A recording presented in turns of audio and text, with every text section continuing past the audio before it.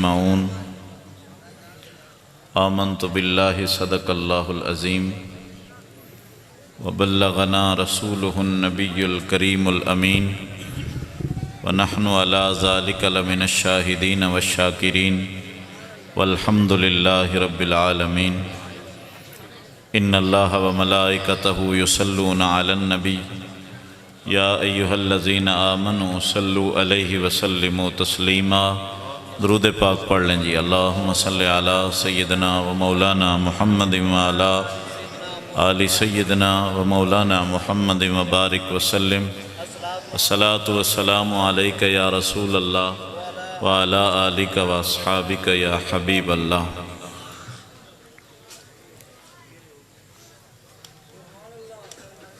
الصلاة والسلام عليك يا سيدي يا رسول الله۔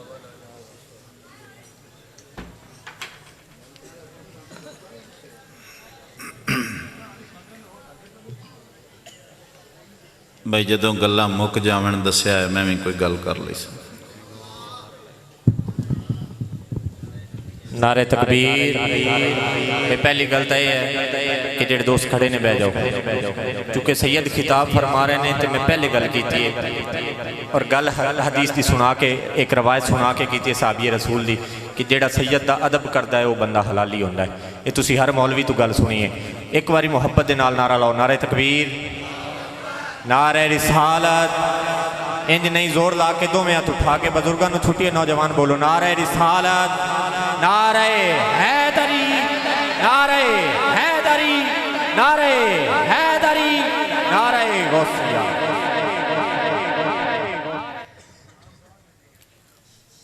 بعد حمد و صلاۃ صدر محفل حضرت صاحبزادہ پیر سید حسن محمود گیلانی متعنا اللہ بطول حیاتہ اور دیگر معزز و محترم شخصیات جو سٹیج پہ جلوہ فرما ہیں، اور معزز و محترم سامعین و سامعات، آج اس دربار کی حاضری ہے جس کے بوریا نشین شہنشاہ نے فقیروں کو بادشاہ بنا دیا، جس کی زندگی انسانیت کی تفسیر کر گئی، جس کی 63 سالہ زندگی میں آخری 23 سال احکامات دین ملتے ہیں اور پہلے 40 سال اخلاق اور کردار کی جھلک نظر آتی ہے۔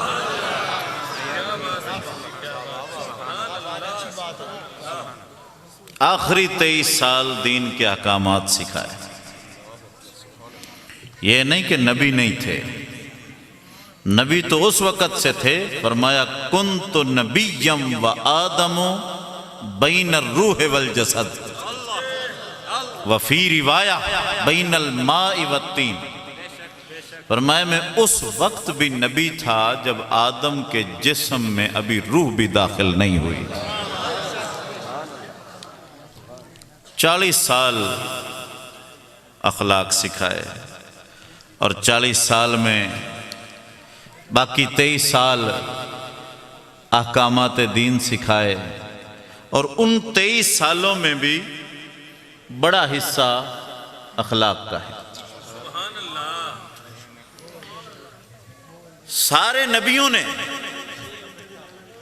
اپنی نبوت پہ جو دلیل ہے وہ اپنا معجزہ پیش کیا، لیکن میرے آقا نے اپنی نبوت پہ اپنا کردار دلیل پیش کیا ہے۔ صفا کی پہاڑی پہ میرا رسول کھڑا ہے، قبلہ صفا کی پہاڑی پہ میرا رسول کھڑا ہے، اور قریش مکہ کو جمع کر کے فرما رہا ہے، اے قریش مکہ، اگر میں کہوں کہ اس پہاڑ کے پیچھے ایک لشکر ہے جو تم پہ حملہ آور ہونا چاہتا ہے، کیا تم میری بات مان لو گے؟ تو قوم کہنے لگی، اے محمد عربی لشکر ہو یا نہ ہو، اگر تیری زبان کہہ دے گی تو مان لیں گے کہ اس زبان سے سچ کے سوا کبھی کچھ نکلا ہی نہیں ہے۔ دشمن بھی کردار کی گواہی دے رہے، تیری زبان سے سچ کے سوا کبھی کچھ نکلا ہی نہیں۔ یار دیکھو نا، غیر ضمانت دے، یہ ہے کمال۔ مجھے ایک فرمائش بھی ہوئی، میں چلو ساتھ وہ جوڑ دیتا ہوں۔ نبی کریم صلی اللہ علیہ وسلم گھر سے سیر کرتے ہوئے نکلے نا، تو مدینے سے باہر تشریف لائے، اور یہ روایت صحیح سند کے ساتھ ہے، من گڑت قصہ نہیں ہے۔ باہر تشریف لائے، مدینے سے ایک خیمہ لگا ہوا دیکھا، طارق کا ایک تاجر تھا، اس خیمے کے ساتھ ایک سرخ رنگ کا سونا اونٹ بندھا ہوا تھا۔ نگاہ نبوت کو پسند آ گیا، فرمایا طارق اونٹ بیچنا ہے؟ کہا جی کتنے میں لیں گے؟ سرکار نے فرمایا اتنے دوں گا۔ کہنے لگا ٹھیک ہے جی، سودا منظور ہے، آپ لیں اونٹ۔ سرکار نے فرمایا ایک مسئلہ ہے۔ کہا جی کیا مسئلہ ہے؟ فرمایا میں گھر سے تجارت کے لیے نہیں نکلا، میں تو چلتا پھرتا ادھر آیا ہوں، تیرے اونٹ پہ نظر پڑی، تیرا اونٹ پسند آ گیا، لہذا میرے پاس پیسے نہیں ہیں، اگر تو چاہے تو اونٹ میرے ساتھ بھیج دے، میں مدینہ جا کر پیسے بھیج دوں گا، اور اگر تو چاہے تو پہلے پیسے بھیجوں گا، بعد میں اونٹ بھیج دینا، لیکن اگا نہ ویچی، سودا اپنا ہو گیا، اب تیری مرضی، چاہے پہلے پیسے لے لے چاہے بعد میں لے لیں۔ وہ حضور کے حسن میں اس طرح ڈوبا، اس طرح آپ کی ذات میں فنا ہوا، اس طرح حضور کی باتوں میں کھویا کہ اسے ہوش ہی نہ رہا کہ کیا کہہ رہا ہے۔ بھئی جلوہ یوسف سامنے ہو تو انگلیاں کٹ جاتی ہیں، یہاں تو جلوہ محمد سامنے ہے، ہوش و خرد کا کام ہی کیا ہے وہاں جی؟ ہوش ہی نہ رہا کہ کیا ہو رہا ہے۔ کہنے لگا جی نہیں جی کوئی مسئلہ نہیں، تسی اٹھ لے جاؤ، گھر جا کے پیسے بھیج دینا۔ سرکار نے اونٹ پکڑا، چلتے بنے۔ جب سرکار چلے گئے، پہلے تو ڈوبا ہوا تھا ان حسین جلووں میں، جب سرکار کا رخ زیبا نظروں سے اوجل ہوا، وہ سحر حسن ٹوٹا، تو اپنے غلاموں اور نوکروں سے کہنے لگا بھئی اس بندے نو جان دے آئے؟ انہوں نے کہا جی گلہ تساں کیتی ہیں، پوچھ دے ساڑھے تو پہ۔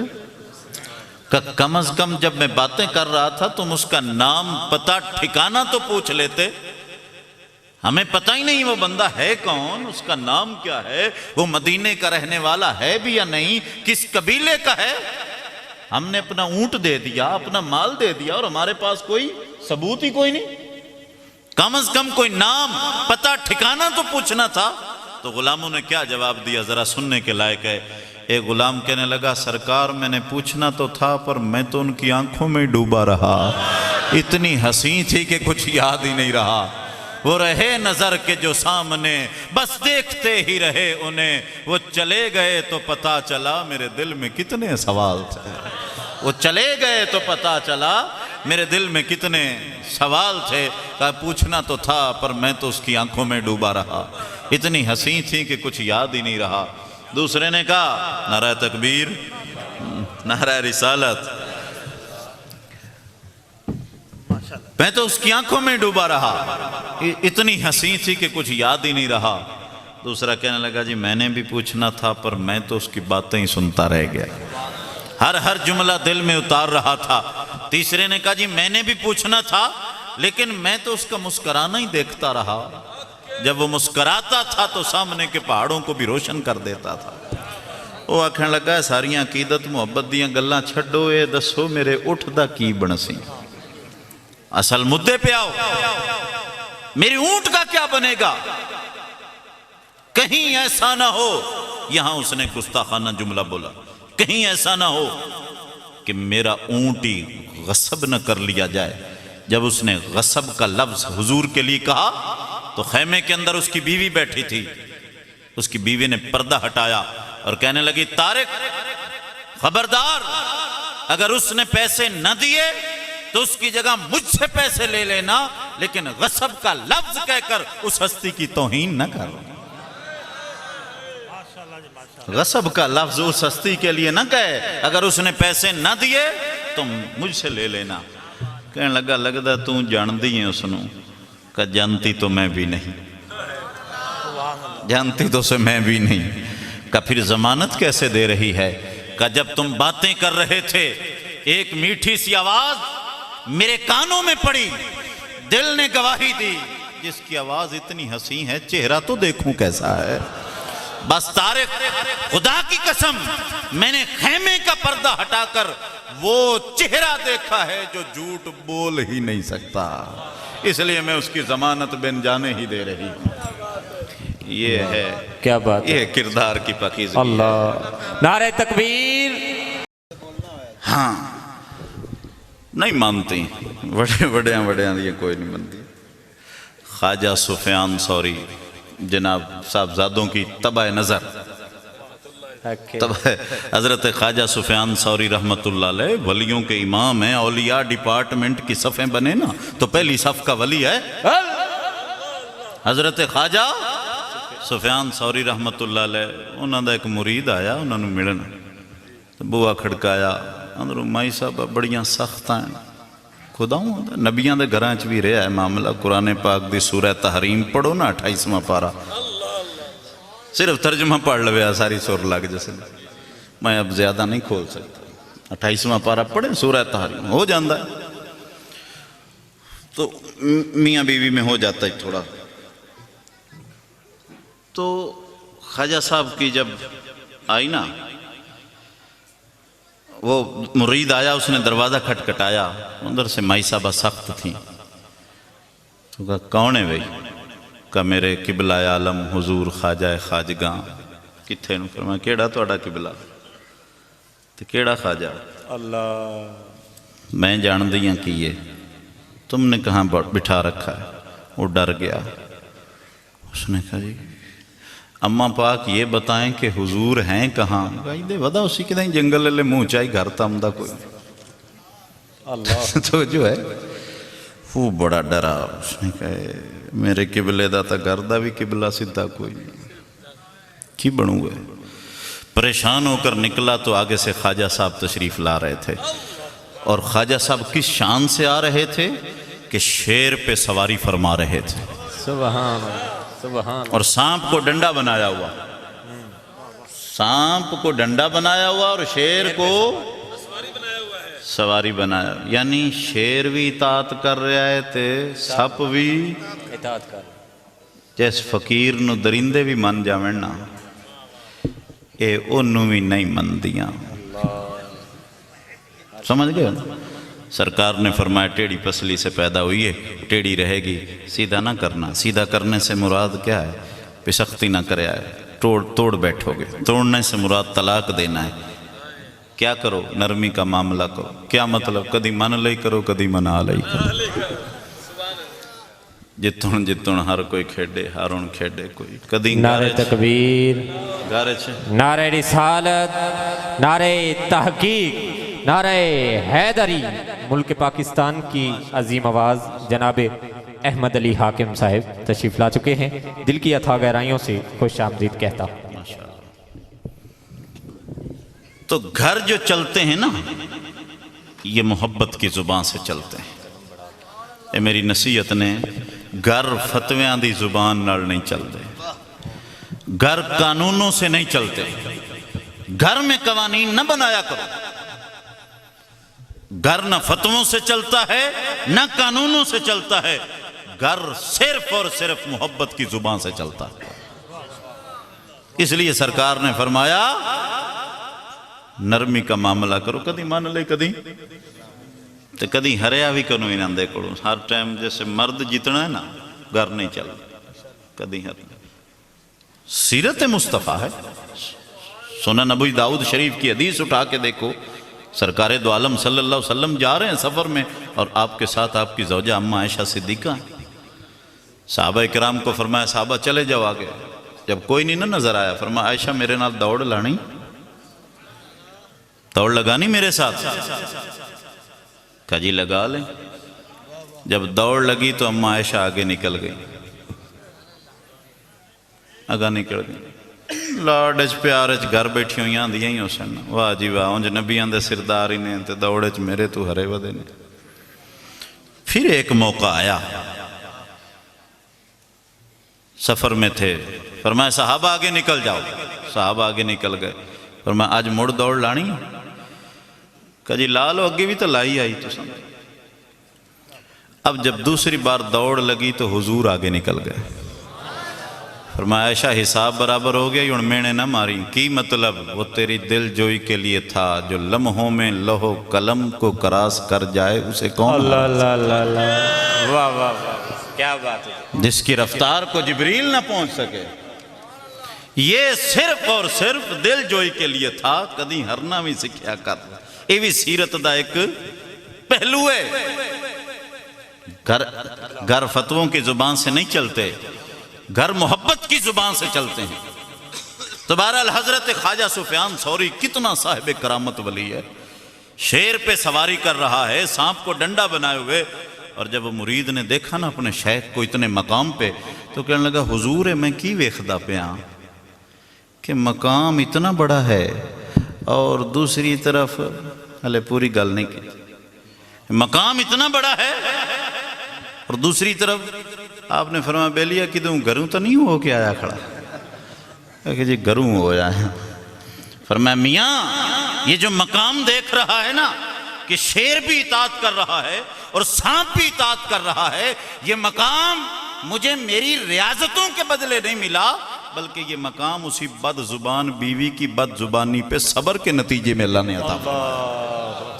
تے میں او دے نال بھی گزارا کیتی ہوں نا، تے اللہ نے مجھے ولایت کے منصب پہ فائز فرمایا۔ واہ واہ واہ، تو بات یہ کر رہا تھا کہ بیویاں نہیں مانتی، بیویاں نہیں مانتی۔ میرے نبی کے کردار کی دلیل یہ ہے کہ آپ کا کلمہ سب سے پہلے جس نے پڑھا ہے وہ آپ کی بیوی سیدہ خدیجۃ الکبریٰ ہے۔ سبحان رضی اللہ تعالی۔ پھر برا نہیں مندے بندے نے، بار دنیا بڑی عزت کر دی، برا نہیں پوچھتی۔ حضور کا کلمہ سب سے پہلے جس نے پڑھا ہے وہ آپ کے بھائی مولا علی کی ذات ہے۔ سبحان اللہ، سبحان اللہ۔ پھر بچپن کے یار نہیں مانتے بندے کو، لنگوٹی یار کدوں مندے؟ اور سرکار کا کلمہ سب سے پہلے جس نے پڑھا ہے وہ آپ کے بچپن کے یار صدیق اکبر کی ذات ہے۔ پوتر نہیں مانتے بندے، جی بیٹے نہیں مانتے، کوئی اہمیت نہیں دیتے، باہر بندے کی بڑی عزت ہوتی، لیکن سرکار کا کلمہ سب سے پہلے جس نے پڑھا ہے وہ آپ کے منہ بولے بیٹے حضرت زید بن حارثہ۔ اے چار رشتے او رشتے جڑے انسان نو آخر تک نہیں مندے، اور حضور دا پہلے کلمہ پڑھن والے یہ چار رشتے ہیں۔ یہ ہے کردار، کیونکہ 40 سال کردار دکھایا، 40 سال اخلاق دکھائے، اور باقی 23 سال احکامات دین سکھائے ہیں۔ اور دیکھو حضرت زید کون ہے؟ 5-7 سال کے تھے، ڈاکوؤں نے اغوا کر لیا، اغوا کر کے مکے میں لا کر بیچ دیا۔ حضرت اماں خدیجۃ الکبریٰ کے بھتیجے نے خریدا، خرید کے اماں خدیجہ کو تحفے میں پیش کر دیا، جی تواڈے کم کار کرسی سودا سلف لایا کرے گا۔ اور پورے قرآن مجید میں ایک صحابی کا نام ہے، پورے قرآن مجید میں، حضرت زید رضی اللہ تعالیٰ، یہ ان کی بات کر رہا ہوں۔ حضرت زید اماں خدیجہ کے پاس آ گئے۔ اب اماں خدیجہ کے ہاں رہ رہے تھے کہ اماں خدیجہ کو اپنا مال تجارت بیچنے کی ضرورت پڑی۔ آپ کو کسی امین اور صادق انسان کی ضرورت تھی۔ کسی نے بتایا ابو طالب کا بھتیجا ہے، بڑا حسین ہے، بڑا صادق ہے، امین ہے، ان کو اپنا مال دینا۔ اماں خدیجہ نے سرکار کو بلایا، اپنا مال دیا کہ جائیں آپ اسے شام لے جائیں بیچیں، میں دوسروں سے 2 گنا نفع دوں گی۔ حضور جب چلے تو اماں خدیجہ نے اپنا غلام میسرہ بھی ساتھ کر دیا کہ میسرہ جاویں تے ویکھی تاجر کیوں جائے۔ میسرے نے کیا دیکھنا تھا، جب دھوپ تیز ہوتی تھی بادل سائے کے لیے آ جاتا تھا، خشک درخت کے نیچے بیٹھتے وہ سرسبز و شاداب ہو جاتا۔ واہ واہ میسرہ تو دیکھتا ہی رہ گیا۔ بے شک۔ جب شام پہنچے نا تو وہاں ایک بہت بڑا درخت تھا، بوہڑ کا، برگد کا بڑا درخت، جس کے سائے کے نیچے تاجر اپنی دکانیں سجا کے بیٹھتے تھے۔ جب سرکار پہنچے نا تو سارا وہ سایہ جو تھا وہ قبضہ ہو چکا تھا، دکانیں سجی ہوئی تھیں، حضور کے لیے چھاؤں نہیں تھی۔ سرکار نے اس درخت سے ہٹ کے تھوڑا دور دھوپ پہ ہی اپنے اونٹ بٹھائے اور بوریاں اتار کے سرکار نے وہیں اپنی دکان سجا لی۔ بس جیسے ہی حضور نے دکان سجائی وہ درخت وہاں سے چلا اور آ کر حضور پہ اپنا سایہ اس نے پھیلا دیا۔ ایک عیسائی پادری دوڑتا ہوا ہے، کہتے نبی تو نہیں ہو؟ میں تجھے کس نے کہا؟ کہ ہم نے اپنی کتابوں میں پڑھا ہے درخت اور پتھر صرف نبیوں کے لیے چلتے ہیں اور کسی کے لیے نہیں چلتے ہیں۔ تو سانو لگتا ہے جڑیاں بشارتاں ملیاں نے نا وہ تہاڈی ہی ذات چن، آپ یہاں سے چلے جائیں ورنہ یہودی آپ کو قتل کر دیں گے معاذ اللہ۔ سرکار بہت سارا نفع لے کر واپس لوٹے تو اماں خدیجہ نے آپ کو نکاح کا پیغام دے دیا، اور یہ نکاح کا پیغام اماں خدیجہ کی طرف سے آیا ہے۔ ان کی عمر کتنی تھی؟ 40 سال۔ حضور کی عمر کتنی تھی؟ 25 سال۔ جب نکاح کا پیغام آیا نا تو سرکار نے فرمایا میرا سارا کرتا دھرتا میرا چاچا ابو طالب ہے، ان سے پوچھوں گا، اگر وہ اجازت دیں گے تو نکاح کر لوں۔ سرکار نے اپنے چچا سے مشورہ کیا تو آپ نے فرمایا بیٹا ان کی عمر 40 سال ہے، تیری عمر 25 سال ہے، یہ اتنا فرق ہے عمر میں، اگر یہ مینج ہو جائے تو پھر خدیجہ جیسی پارسا عورت پورے مکے میں نہیں ہے۔ کہا چاچا کوئی گل نہیں، میں کر لاں گا مینج، مجھے سیرت چاہیے۔ تو سیدنا ابو طالب نے خطبہ نکاح پڑھا۔ میں تا کافر کو اپنا نکاح نہیں پڑھاواں گا۔ اللہ اکبر، کیا بات ہے جی۔ کیوں جی پیر صاحب کی بلا تسی پڑھاؤ گے؟ کدی بھی نہیں۔ صاحب زیادہ صاحب ویکھئے ہی نا، میں تو کافر سے اپنا نکاح، کوئی ہے مولوی جیدہ جرت کرے تے آکھے میں کافر کو نکاح پڑھائی نا، کرو نا ہمت۔ کیا بات ہے جی، نعرہ تکبیر، نعرہ رسالت، نعرہ تحقیق، نعرہ حیدری۔ میں تو کسی کافر سے اپنا نکاح نہیں پڑھاؤں گا۔ اوہ نبی رکھے ہویا جے کافر کو نکاح پڑھانا ستے، شرم نہیں ہوں دی؟ صرف پیغمبر نے اس کام واسطے رکھے ہویا جے؟ بڑی بات ہے جی۔ تو جے پھر تو آنکھیں جی نہیں جی اس وقت کیڑا کوئی حکم آئے، نبی تا آدم تو پہلے دا بنے ہویا ہے، صحیح حدیث دے مطابق نبی دا ہر کم اللہ دی حفاظت اور تحویل دے اندر ہو رہا ہے۔ تو جے ابو طالب نے نکاح پڑھایا تو بھی اللہ دی رضا نال ہی ہویا ہے، بغیر رضا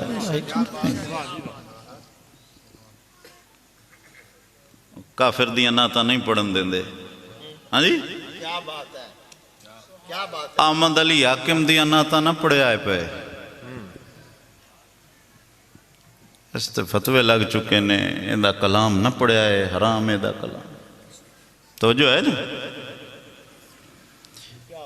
صحیح بخاری حدیث نمبر 1008، سمجھ آ گئی؟ صحابہ کرام جدوں پڑھ دیان نہ تا ابو طالب دیاں پڑھ دیان وَأَبْيَدَ يُسْتَسْقَ الْغَمَامُ بِوَجْهِهِ سِمَالُ الْيَتَامَى عِصْمَةٌ لِلْأَرَامِلِ۔ سلامت رہو۔ چلو جی حاکم نو کافر سمجھ دے ہوتے، ابو طالب نو بھی کافر سمجھ دے ہو، ہاں جی توجہ ہے جی؟ کیا بات ہے جی۔ بھئی جے ابو طالب نو کافر سمجھ دے ہو تے او دیاں ناتاں تا صحابہ پڑھ دے آئیں تے مڑ کیڑے منہ نال احمد علی حاکم دیاں ناتاں روک دے ہو؟ کافر دا فتویٰ بھی لاؤ تو اڈا مڑ بھی کچھ نہیں بنن لگا۔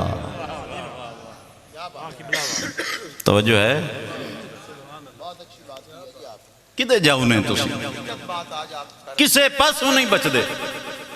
بہرحال سیدنا ابو طالب نے نکاح کا خطبہ، اور حضرت ابو طالب کی کیا صفی الرحمن مبارک پوری اس کی کتاب الرحیق المختوم صفحہ نمبر 43 یا شاید آگے پیچھے ہو سکتا ہے صفحہ، سعودی عرب میں سیرت نبی کا مقابلہ ہوا ہے کتابوں کا، اور پہلے نمبر پہ یہ کتاب آئی ہے سعودی عرب میں، الرحیق المختوم اہل حدیث عالم کی صفی الرحمن مبارک پوری لکھتا ہے 9 سال کی عمر ہے سرکار کی، اور لوگ حضرت ابو طالب کے پاس آئے اور کہنے لگے تو متولی کعبہ ہے، دعا کرنا قحط پڑا ہوا ہے.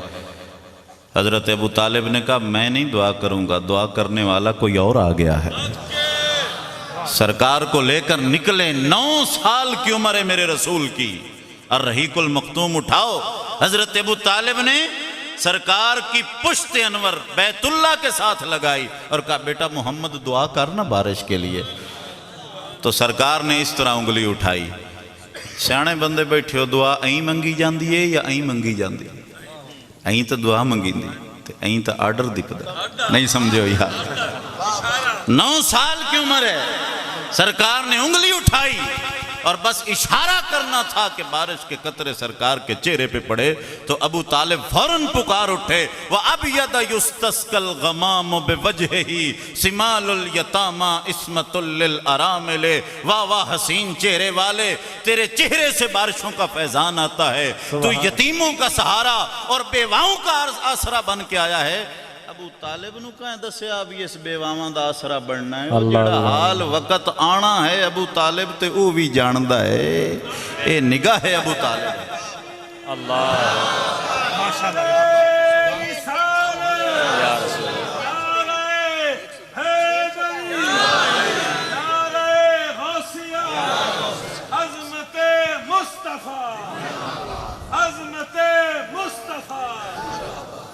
توجہ ہے جی کہاں دی.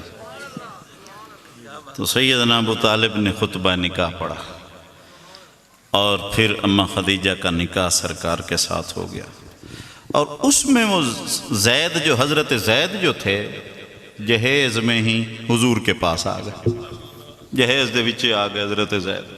سرکار نے انہیں اپنا بیٹا بنا لیا.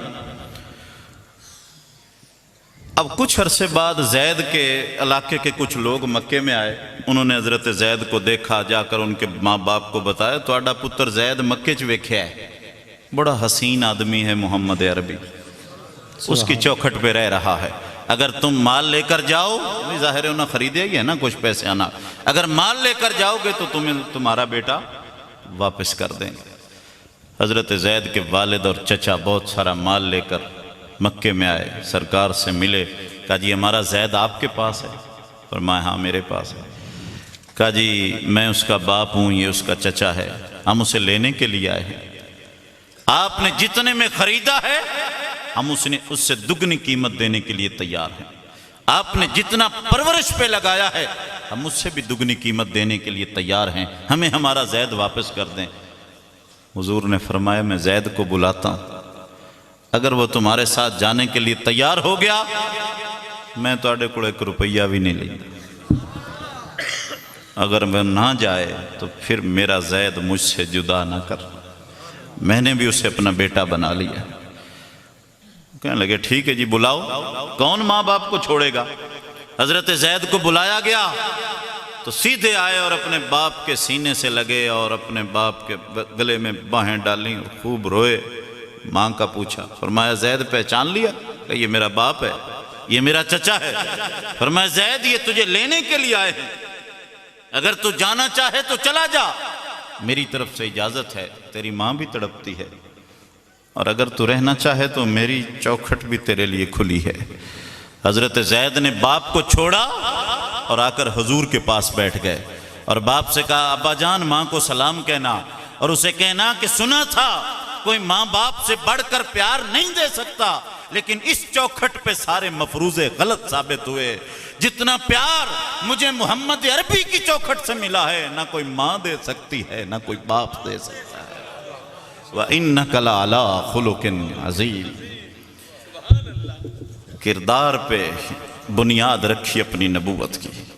کردار کو پیش کیا، اپنا کردار اپنی نبوت پہ دلیل پیش کیا ہے۔ اور یہ بات کسی نبی نے نہیں کی۔ ہر نبی نے معجزے کے زور پہ اپنی نبوت منوائی ہے، لیکن حضور نے اپنے کردار کے زور پہ اپنی نبوت منوائی ہے۔ سرکار نے اپنے کردار کے زور پہ اپنی نبوت منوائی۔ ایک میری گفتگو ختم ہو گئی، میں اس سے زیادہ آپ کو سما خراشی نہیں کر سکتا۔ ایک فرمائش ہوئی ہے مکرم علی سو کی طرف سے، سنا دوں تو تو سرکار دو عالم صلی اللہ علیہ وسلم جب ہجرت پہ چلے نا، یہ تھوڑا سا میں اس کا پس منظر بتاؤں کہ یمن کا بادشاہ طبہ چلا تھا حضور کی ولادت سے 1000 سال پہلے، یمن سے نکلا تھا طبہ، حمیری نہیں، ہمیری، طبہ ہمیری، الہمیر قبیلے کا تھا۔ طبہ ہمیری نکلا تھا اپنے یمن سے اور بے شمار علاقے فتح کیے، پھر مکہ آیا، کعبۃ اللہ کا طواف کیا۔ اس وقت کعبہ شریف پہ غلاف نہیں تھا، غلاف بھی نہیں ہوتا، لفظ غلاف ہوتا ہے، جٹان چلی جانا غلاف غلاف۔ تو بیت اللہ شریف کا طواف کیا اور دیکھا اینٹوں کو، پتھروں کو، کہنے لگا میرے رب کا گھر کتنا عظمت والا ہے اور اس پہ غلاف نہیں ہے۔ طبہ نے غلاف تیار کیا اور پہلا کعبۃ اللہ پہ غلاف چڑھانے کا شرف طبہ یمنی کو نصیب ہوا ہے۔ غلاف چڑھایا، پھر جب نکلا نا تو اس کے ساتھ 400 یہودی عالم تھے، 400 یہودی عالم۔ جب سرزمین مدینہ سے گزرا تو یہودی عالم کہنے لگے طبہ تجھے خبر دیں؟ کہ کیا خبر؟ کہ جس شہر سے ہم گزر رہے ہیں نا، جس دھرتی سے، یہ وہ جگہ ہے جہاں اللہ کا آخری نبی آ کے آرام فرمائے گا، یہ نبی آخر الزمان کی جائے ہجرت ہے۔ وہ آخر لگا پھر تسی کی چاندے ہو؟ کیسا کی چانا ہے؟ ایک گھر جو ملے شہر سرکار میں، پھر تو ایسے ٹھکانے کی کیا۔ اس نے 400 مکانات بنوائے یہودی علماء کے لیے، 400 مکانات بنوائے، 400 کنیزیں خریدیں اور خرید کر ان کے نکاح کر دیے اور وہاں انہیں بسا دیا۔ مدینہ بستی سے شہر میں بدل گیا اور ایک بڑا عالی شان محل بنوایا اور کہا کہ یہ میں نے سرکار کے لیے بنوایا ہے، آنے والے آخری نبی کے لیے بنوایا ہے۔ اور ایک خط لکھ کر یہودیوں کے سب سے بڑے عالم کے حوالے کیا اور کہا یہ خط اپنی نسل میں چلاتے رہنا حتیٰ کہ حضور تک میرا یہ خط پہنچنا چاہیے۔ کیا مضمون تھا؟ 2 لائنیں کہ اے اللہ کے آنے والے آخری پیغمبر، میں آپ پر ایڈوانس میں ہی ایمان لاتا ہوں، میں نے آپ کا زمانہ دیکھا نہیں، اگر میں نے آپ کا زمانہ پا لیا تو میری خوش بختی ہوگی، اور اگر آپ کا زمانہ نہ پا سکا تو قیامت کے دن اپنے غلاموں کی صف میں مجھے بھی کھڑا کر لینا۔ یہ 1000 سال پہلے ولادت مصطفیٰ سے لکھ کر یہودیوں کے سب سے بڑے عالم کے حوالے کیا۔ تاریخ نے 1000 سال کا لمبا سفر طے کیا، کتنی صبحیں آئیں، کتنی شامیں، کتنے موسم بدلے، کتنی بہاریں گزریں، کتنی خزائیں آتی رہیں، زمانہ لیل و نہار کی کروٹیں بدلتا رہا۔ 1000 سال کے بعد عرب کی وہ سرزمین جو شرک و بت پرستی کا مرکز بن چکی تھی اور خدائے وحدہ اولا شریک کی عبادت صفحۂ قلب سے مٹ چکی تھی، اور لوگ اپنی بیٹیوں کو اپنے ہاتھوں سے زندہ دفن کر رہے تھے، اور کوئی ایک آواز بھی ایسی نہ تھی جو ان کے حق میں اٹھتی، ان بچیوں کی آبرو ریزی کے لیے کوئی اف تک بھی کرنے والا نہ تھا۔ اس وقت اللہ کو دنیا کی صورتحال پہ رحم آیا، سفر کا مہینہ ختم ہوا اور ربیع الاول کا چاند آسمان عرب پہ نمودار ہوا۔ دنیا خواب غفلت میں پڑی سو رہی تھی اور کسی کو علم نہ تھا کہ اس مہینے کا چاند اپنے ساتھ کیا لانے والا ہے۔ پھر وقت گزرتا رہا اور ربیع الاول کی 12ویں آئی، پیر کا دن آیا، 1 جیٹھ 628 بکرمی، 22 اپریل 571 عیسوی، صبح 4:20 آمنہ کا کچا آنگن، پھر اس میں وہ چاند چمکا جس کی ضیاء پاشیاں قیامت تک نور بکھیرتی رہیں گی۔ 53 سال مکے کو اپنے نور سے فیض یاب کرنے کے باوجود اب مدینہ جا رہے ہیں۔ 53 سال کے بعد جب مدینہ چلے نا تو ہجرت کی راہ میں ایک مائی کے خیمے سے گزرے، کلی تھی، قریب ایک عورت بیٹھی تھی حضرت عاتقہ، اسے ام معبد بھی کہا جاتا ہے۔ وہاں سے گزرے نا تو فرمایا صدیق اکبر پوچھو مائی سے گھر میں کچھ کھانے کے لیے ہے؟ یار یہ میرا وہ رسول ہے جو مکے میں 4 دن فاقے سے رہتا ہے، ایک دن بھی کسی سے کھانا نہیں مانگا۔ مدینے میں کئی دن فاقوں سے رہتے ہیں، ایک دن بھی اپنے اہل بیت سے اور اپنے صحابہ سے کھانا نہیں مانگا۔ یہ کیسے ممکن ہے راہ چلتے ہوئے ایک اجنبی عورت جس سے شناسائی بھی نہیں، میرا رسول کھانا مانگے؟ بھئی کھانے کی بات کرنا، کھانے پینے کی تو ایک بہانہ تھا سلسلہ کلام جوڑنے کا۔ اصل میں حضور اسے نوازنا چاہتے تھے کہ یہ کیسے ہو سکتا ہے کوئی محمد کی راہوں میں پڑا اور بے فیض رہ جائے۔ اصل حضور اس مائی کو نوازنا چاہتے تھے۔ پوچھو اس سے کچھ ہے؟ ایسا کہ جی کچھ بھی نہیں۔ فرمایا ابو بکر اس سے کہو یہ جو باہر بکری بندھی ہے ہم اس سے دودھ نکال لیں۔ مائی کہنے لگی اس سے چکی دودھ نکلنا ہے، اس کے تو تھن خشک ہو چکے ہیں، یہ تو لاغر ہو چکی ہے، اس سے تو دودھ نکلنا مشکل ہی نہیں ناممکن ہو چکا ہے۔ صدیق اکبر نے کہا مائی تو اجازت تو دے، تجھے کیا پتا میرے ساتھ وہ ہستی ہے جو اشارہ کر دے تو چاند کے ٹکڑے کر دیتا ہے، اس بکری سے دودھ نکالنا کوئی مسئلہ ہے؟ تو کہنے لگی ٹھیک ہے جی نکال لیں۔ سرکار نے بکری کی پشت پہ ہاتھ پھیرا، بس سرکار کا ہاتھ لگنا تھا، بکری فربا بھی ہو گئی اور اس کے تھن لپالپ دودھ سے بھر گئے اور اچھلنے کودنے لگی، ناز کرنے لگی، نخرے کرنے لگی۔ بھئی نخرہ بنتا ہی تھا، ہاتھ جو محمد مصطفیٰ کا لگ گیا تھا۔ پاؤں چھو جائے تو پتھر کا جگر موم کرے، ہاتھ لگ جائے تو شرمندہ مسیحائی ہے، ان کے روضے پہ یوں جلووں کی زیبائی ہے، جیسے فردوس پہ فردوس اتر آئی۔ سرکار نے بس دودھ لینا شروع کیا، ام معبد کو پلایا، دادا 11 سالوں کا ایک بچہ انہوں پوایا، عامر بن فہیرہ ایک بکریاں چرانے والا غلام ساتھ تھا اسے پلایا، صدیق اکبر کو پلایا، خود نوش فرمایا اور پھر فرمایا برتن لے آؤ، گھر کا بڑا برتن لے آئی۔ سرکار نے وہ بھر دیا، فرمایا اور لے آؤ، کہا جی برتن ختم ہو گئے۔ عطا جاری تھی، ہمارے برتنوں میں کمی ہے، حضور کی عطا میں کمی ہے۔ اب مائی دیکھتی رہ گئی حضور کو، دیکھتی رہ گئی۔ سرکار تو چلے گئے، وہ پیچھے راہ تکتی رہی۔ میری گفتگو ختم ہو گئی، بڑا لمبا سفر آپ کو میں نے، یہ ایک فرمائش پہ میں نے اتنی لمبی بات کی، ورنہ مائی دیکھتی رہ گئی کون تھا، کدھر سے آیا، کدھر گیا، گئے دنوں کا سراغ لے کر، کدھر سے آیا کدھر گیا، عجیب مانوس اجنبی تھا مجھے تو حیران کر گیا، بس ایک میٹھی سی چھپ دکھا، بس ایک میٹھی سی دھن سنا کر، بس ایک موتی سی چھپ دکھا کر، ستارہ شام بن کے آیا برنگ خواب سحر گیا۔ اب وہ دیکھتی رہی کون تھا، اس کا خامند آیا بکریاں چرا، کہنے لگا ام معبد گھر میں کوئی آیا تھا؟ کہا تجھے کس نے بتایا؟ کہا گھر سے آج خوشبوئیں آ رہی ہیں۔ کہا ایک ہستی آئی تھی، کہا کون تھا؟ کہا نام تو نہیں پتا۔ کہا کچھ تو بتا۔ کہا واسع الجبین، کھلی پیشانی والا تھا، عظیم الہامہ، بڑے سر والا تھا، اشکل العینین، آنکھیں رات سے سیاہ اور دن سے روشن، سہل الخدین، رخسار نہ ابھرے ہوئے نہ پچکے ہوئے، براق السنایا، دانت ایسے کہ مسکراتا تھا تو سامنے کے پہاڑوں پہ بھی اس کا عکس پڑتا تھا، دلی الفم، ہونٹ ایسے کہ گلاب کی پتیاں بھی شرما جائیں۔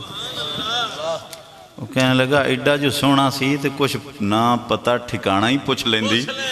کہ کیا پوچھتی، وہ رہے نظر کے جو سامنے، بس دیکھتے ہی رہے انہیں، وہ چلے گئے تو پتا چلا میرے دل میں کتنے سوال تھے، چلے گئے تو پتا چلا میرے دل میں کتنے سوال تھے۔ کہنے لگا بڑا زیادتی کی تھی تو مجھے کیوں نہیں بتایا، میں بھی اس کی زیارت کرتا۔ اس کا نام کوئی نام نہیں، چلو کہ اندر نام مبارک رکھ لینے، گارج برکتاں جو دے گیا دو۔ اب مبارک کا نام لے کر باتیں کرتی رہتے، اب کہنے لگا اب کبھی مبارک گزرے نا تو مجھے بلا لینا۔ کچھ عرصے کے بعد مائی گئی مدینے میں، ساتھ وہ 10-11 سالہ بچہ بھی تھا۔ مدینے میں اس بچے نے حضرت ابوبکر صدیق کو دیکھا تو ماں سے کہا اماں آؤ بندہ ودا جڑا مبارک دے ناڑا، اس سے پتہ چل جائے گا کہاں رہتے ہیں۔ تو مائی صدیق اکبر کے پاس گئی کہ السلام علیکم، کو مبارک کی خبر؟ کیڑا مبارک؟ اب صحابہ کو کیا پتا کہ کیا نام رکھے پھرتی ہے حضور کا؟ کہ مبارک کی کوئی خبر؟ کہ کون مبارک؟ کہ وہی جس نے بکری کی پشت پہ ہاتھ پھیرا تھا۔ کہ اچھا تو ہمارے آقا کی بات کر رہی، چل مائی میں تجھے مبارک کے ڈیرے پہ لے چلتا ہوں۔ حضور کے در پہ لے گئے، وہاں سرکار کا کلمہ پڑھا، بڑی ساری باتیں یاد کی، حدیثیں یاد کی۔ واپس آئی تو خامد بکریاں چرا کے آیا، کہنے لگا ام معبد آج تو مڑ زیادتی کر لی۔ کہ کیا مطلب؟ کہ آج پھر تو گئی ہے نا، آج پھر آیا ہے نا مبارک؟ کہ نہیں آج وہ نہیں آیا، آج تو میں اس کے در سے ہو کے آیا۔ کہ آج پھر اسی خوشبو کا اثر محسوس پہ آ گئی۔ اب وہ بکریاں چرانے جاتا اور ام معبد گھر کا کام کاج کرنے لگتی۔ شام کو جب وہ بکریاں چرا کے گھر آتا تو ام معبد اس کے سامنے کھانا رکھتی تو کہتا بیٹھ جا یہاں، میں کھاؤں گا، تو مبارک کی باتیں سناتے رہنا۔ مطرب سے کہو کہ چھیڑے ذرا اس جانے تمنا کا قصہ، فرقت کے بھیانت لمحوں میں کچھ دل کو سہارا ہو جائے۔ حضور کے صحابہ جس رات حضور کا ذکر نہیں نہ کرتے تھے انہیں بستروں پہ چین ہی نہیں آیا کرتا تھا۔ اللہ تعالیٰ اس محفل پاک کو قبول فرمائے اور اس میں پڑھنے سننے والے ہر قاری و سامع کی دلی حاجتیں پوری فرمائے، آمین۔ وآخر دعوانا ان الحمدللہ رب العالمین۔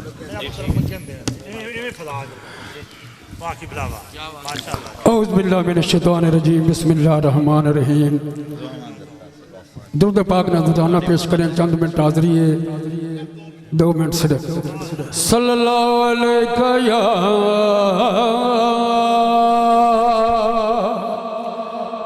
یا رسول اللہ وسلم علیکہ یا حبیب اللہ۔ تو حاکم صاحب کا کلام پیش کر رہا ہوں۔ میں تو منگتا خیر الورا کا، مجھ کو شاہوں کی پرواہ نہیں ہے، دل ہے عشق آل نبی کا، حشر کا مجھ کو خطرہ نہیں ہے۔ کہا رب نے اے محبوبیا، کہا رب نے اے محبوبیا، جتنا چاہو مجھے دیکھ جاؤ۔ وہ موسیٰ تھے جن سے تھا پردہ، تجھ سے محبوب پردہ نہیں ہے۔ آخری مقطع ہے جی، یہ مانا سخی تو بہت میں سن لو، لیکن یہ اعلان حاکم، یہ مانا سخی تو بہت میں سن لو، لیکن یہ اعلان حاکم، جتنا دیتا ہے زہرا کا بابا، اتنا کوئی بھی ماشاءاللہ جزاک اللہ